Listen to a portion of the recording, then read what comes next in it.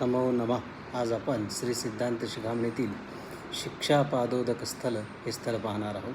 गुरुशिष्यमयं ज्ञानं शिक्षा योगिनं ईर्यते तयोः समरसत्वं ही शिक्षापादोदकं स्मृतं. गुरुशिष्य सामरस्य ज्ञान झालेला शिवयोगी शिक्षणाने अर्थात चिंतन मननाने प्रेरणा प्राप्त करतो. त्या शिक्षणाच्या व ज्ञानाच्या समरसतेलाच शिक्षापादोदक असे संबोधले जाते. मथितात शास्त्र जलधे युक्तिमंथान वैभवात गुरुणा लभ्यते बोधसुधा सुमनसाम गणैः. निगमागमात्मक वीरशैवशास्त्ररूपी समुद्राचे युक्तिरूप रवीने मंथन केल्यामुळे उत्पन्न झालेले शिवाद्वैत ज्ञानरूपी अमृत दीक्षापादोदक स्वीकाराने परिशुद्ध चित्त झालेल्या शिवयोग्याला गुरुच्या द्वारे प्राप्त होते. ज्ञानचंद्र समुद्भूतां परमानंद चंद्रिकां पश्यन्ति परमाकाशे मुक्तिरात्रौ महाधियः. सूक्ष्मदृष्टीचा शिवयोगी मुक्तिरूप रात्री आपल्या हृदयरूपी परमाकाशात शिवाद्वैत ज्ञानरूपी चंद्रापासून उत्पन्न झालेल्या परमानंदरूप चांदण्याचा अनुभव घेतो. अर्थात तो परमानंद आपल्या स्वस्वरूपाने निहाळतो. दृष्टे तस्मिन् परानंदे देशकालादिवर्जिते द्रष्टव्यं विद्यते नान्यत् श्रोतव्यं नेयमेवा.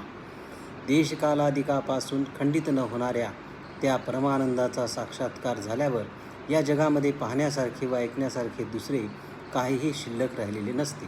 आत्मानंदेन तृप्तस्य का स्पृहा विषये सुखे गंगाजलेन तृप्तस्य कूपतोये कुतो रतिः. पवित्र गंगाजलाने तृप्त झालेल्या व्यक्तीला जशी विहिरीच्या पाण्याची गोडी नसते तसे आत्मानंदाने तृप्त झालेल्या शिवयोग्याला विषय सुखाची अपेक्षा नसते.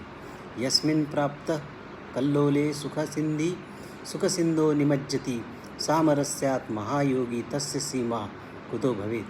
ज्या शिवानंदरूपी समुद्रावर रागद्वेषादिकांचे तरंग उठत नाहीत त्या प्रशांत अशा सौख्यसागरात सामरस्य रूपाने निमग्न झालेल्या शिवयोग्याच्या आनंदाला मर्यादा राहत नाही.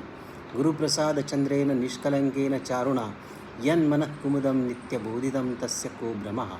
कलंकरहित सुंदर अशा गुरुप्रसाद रूप चंद्रामुळे ज्याचे मनरूपी कुमुद किंवा पुष्प नित्य विकसित झालेले असते अशा व्यक्तीला भेदभ्रांती किंवा अज्ञानजन्य भेदभ्रांती त्याला कधीही त्रस्त करीत नाही किंवा त्याच्या ठिकाणी त्या भ्रांतीचा लेशही राहत नाही. अशा प्रकारे भगवत्पाद पूज्य श्री रेणुकाचार्यांनी महर्षी अगस्तीला शिक्षापादोदक स्थल या स्थलाचा उपदेश केलेला पाहावयास मिळतो.